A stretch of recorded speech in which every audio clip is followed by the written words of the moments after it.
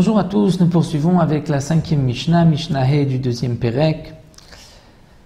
Comme nous l'avons vu dans les Mishnayot précédentes, les jours de jeûne, on devait sortir dans les places publiques, prier une tefila particulière, des bénédictions en plus de la prière de toute l'année, des 18 bénédictions, rajouter 6 berachot pour arriver en tout au chiffre de 24. La Mishnah nous dit « Maaseh bimei Rabbi Chalafta ». C'était le cas à l'époque de Rabbi Chalafta et de Rabbi Hanania ben Teradion. Rabbi Chalafta était dans la ville de Tzipori. Rabbi Hanania ben Teradion était dans la ville de Sikani ou Sikane. Shavar echad lifnei ateva. Un homme qui était ministre officiant au moment de ses jours de jeûne. Il est donc passé devant la teva, c'est l'expression que les Chachamim utilisent pour dire lorsqu'il était officiant, Vegamar et abracha kula. Il a terminé toute la beracha. Donc, Re'ena be'onienu, après avoir dit Anenu, comme nous avons l'habitude dans les jours de jeûne normal.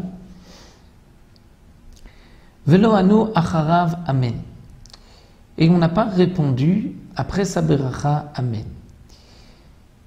Mais on avait dit Baruch Shem Kivod Malchuto Leolam Vaed.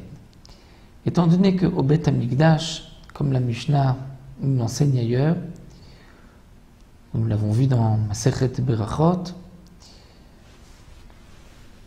au Bet Hamikdash, on ne répondait pas amen après une beracha, mais Baruch Shem Kivod Malchuto Leolam Vaed. Et là-bas aussi, bien qu'il n'était pas au Bet Hamikdash, l'Assemblée a répondu Baruch Shem Kivod Malchuto Leolam Vaed au lieu de amen. Ensuite, le ministre officiant avait dit, non, le Chazan, le responsable de la synagogue, avait dit, comme le Gabay Tikou, à Kohanim Tikou, il avait annoncé, avait dit au Kohanim, sonnez du chauffard, sonnez une tkiya, donc préparez-vous à sonner. Il ne sonnait pas encore, on disait Mishana et Avram Avinu Be'ara Moria, celui qui a répondu Avram Avinu, Mont Moria, au moment de la Kedat Yitzhak, où il y a un Etre Mishma Bekol Sakatrem, il vous répondra, il entendra le son de votre cri, de votre filayom azé ce jour-là.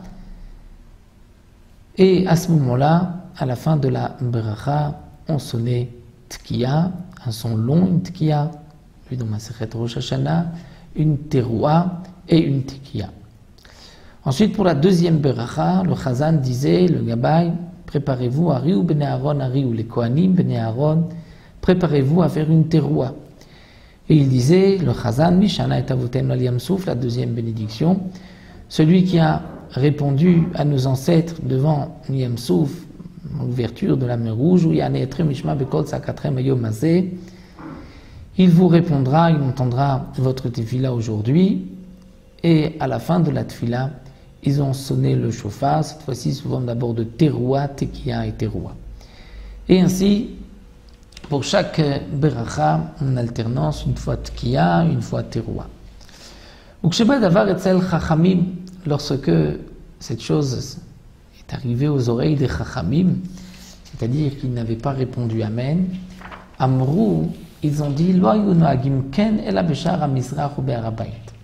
Les Bnei Israël avaient l'habitude de ne pas répondre amen, mais de dire Baruch Shem Kevod Malchuto, uniquement Beshari HaMizrach, c'est-à-dire à la porte est du Har Habayit, porte est de la Hazara, et uniquement donc la porte Sha'ar HaMizrach est dans le Har Habayit.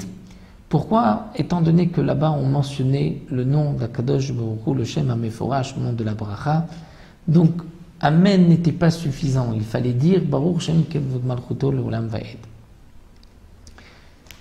Mais en dehors, Bigvulin, en dehors du Bet Hamikdash, on doit répondre amen au berachot.